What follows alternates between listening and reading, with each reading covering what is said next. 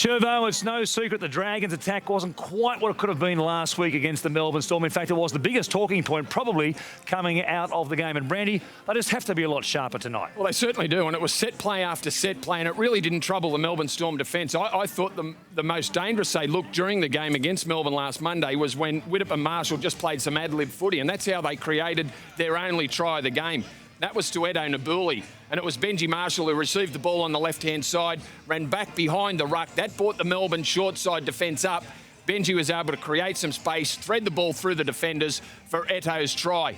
But it has to be a lot better than what they did last week was. I thought Gareth Widdop was also dangerous when he decided to head back across the field. And as we have a look at the setup for the Dragons, Benji Marshall at first receiver, Gareth Widdop out second receiver. Now, as we roll it on, it's a big left-hand shift. Marshall will dummy on the inside, pick up Widdop out the back, who has a numbers advantage on the outside, but it's a poorly run line from Dane Nielsen, who ends up running into Will Chambers, who's come out of the line.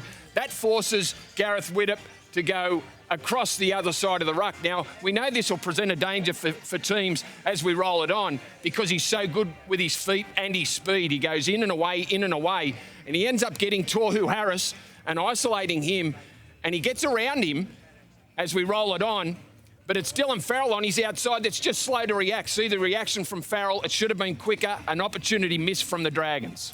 There are some areas in this game where the Tigers have an advantage over the Dragons, unquestionably. Probably the biggest one is perhaps the most important part of the game these days. What happens at dummy half, and Robbie Farah can be incredible. Yeah, in Robbie Farah, I think they've got the best ball-playing dummy half in the game, and Robbie Farah's building up a very good combination with his young halves. There he is just about to jump into dummy half. Luke Brooks knows there's something on down the short side, so he'll stay there. Now, as we roll it on, we'll watch Farah get out of dummy half. He might have lost a half a yard of speed, but he's certainly very clever with the ball still. He's held up those inside defenders with Chris Lawrence coming back on the inside, and he's created a little 2-on-1 with Todd Carney. Todd Carney's not sure who to take, whether it's Farah or Luke Brooks. And as we roll it on, Robbie Farah delivers a great short ball to Luke Brooks for a Tigers try.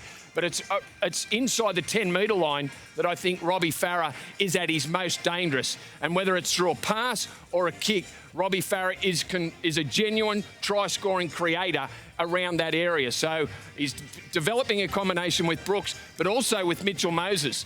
There's Moses in the 7 this time, and Robbie Farah there. And there's Robbie Farah. He'll jump into dummy half as we roll it on. He'll look to pick up with Mitchell Moses. Whether it's a kick or a pass, he'll weigh things up right now. Well, he realises that there's some space in between these two players right here. That's where Mitchell Moses will be looking to run. Robbie Farah weighs things up. He sees a gap in the defence and is able to thread it through. And look, as we roll it on, Mitchell Moses is almost impossible to stop there if Robbie Farah gets the weight of the kick right. I'm looking forward to watching Brooks and Moses in action around the ruck with Robbie Farah. It should be fantastic. Robbie Farah, Benji Marshall, Gareth Widdop, some of the biggest names in the NRL. We'll see if they can do some of that out there tonight.